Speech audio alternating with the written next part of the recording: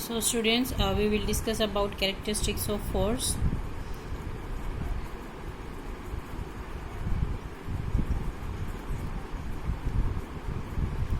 How do we identify force?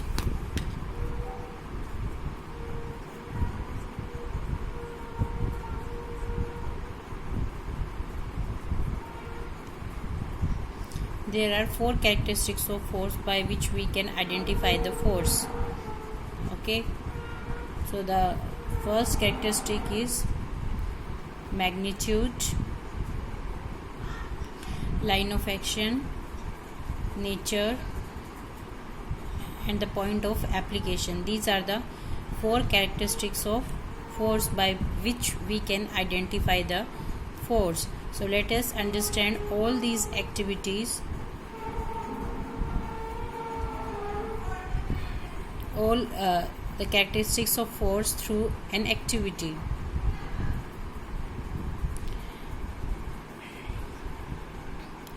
So the first characteristic is magnitude. So what is magnitude? Basically it is the measure or quantity of a force, right? How we can measure force. Magnitude means how much amount, right? So how much force we are applied in any object, so that is its magnitude. So let us understand the magnitude with the help of an example.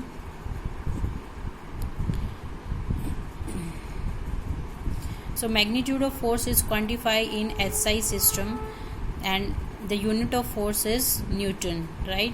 So there are two boxes as you see. The one box is if two person apply different force on these boxes, then what you will observe,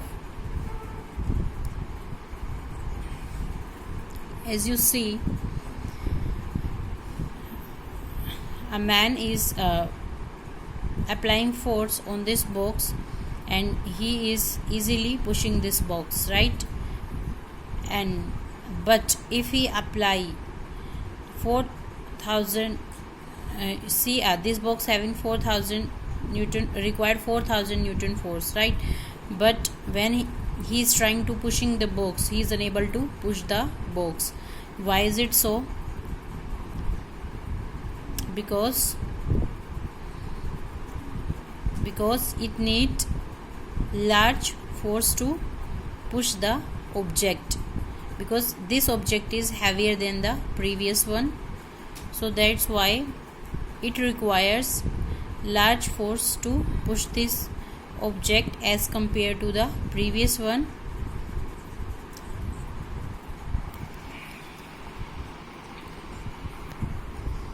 Right?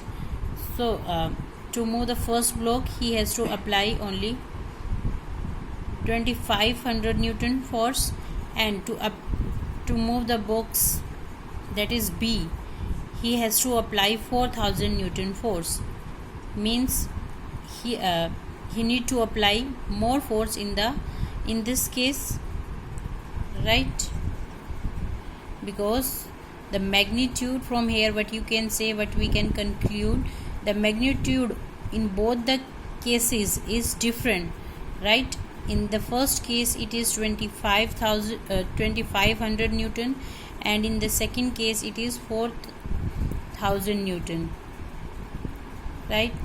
So magnitude of force is indicated by numerical value depicting the quantity of the force applied, कि कितना हमने numerical जो values है ये show कर रहा है कि कितना हमने उस पर फोर्स अप्लाई किया है, और दूसरा the unit of the force, right? So means how much force we are applying on any object to pull it out or to push it out. So that is basically the magnitude, the first characteristic of force by which we can get how much force we are applying on a particular object. Okay, so this is about the magnitude. So the second characteristic is line of action. So what is that? Line of action is a line along with the force X Let us understand with an activity. If we place a book on an table, then do you think it exert any force on the surface of the table? Is book applied or exerted any force on the surface of table? What do you think? Yes, it's right. Book exert force on the surface of the table, but the direction of the force is downwards, right? The direction of the force is downwards. It means the line of action in this force is downwards. It is applying vertically force, right? If we need to push a book, right, so we need to apply the force horizontally. It means the line of force which is applied on the books is horizontally, right? So can the line of action be horizontal or vertical? Is there any other line of action will be there? Yes.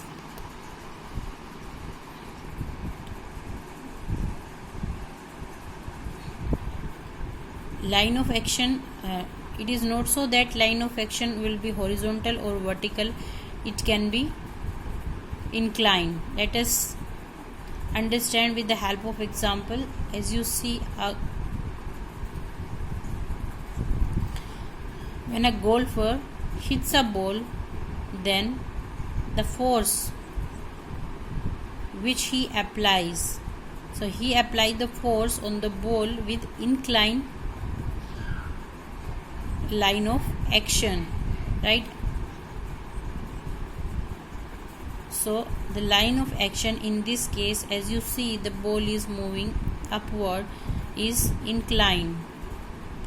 So the next characteristic is nature. What is that? Force can be push or pull by nature, right? Or how we define force? Force is generally a push or pull, right? Whether you are pushing an object or whether you are pulling an object. So it is basically a force. Let us understand.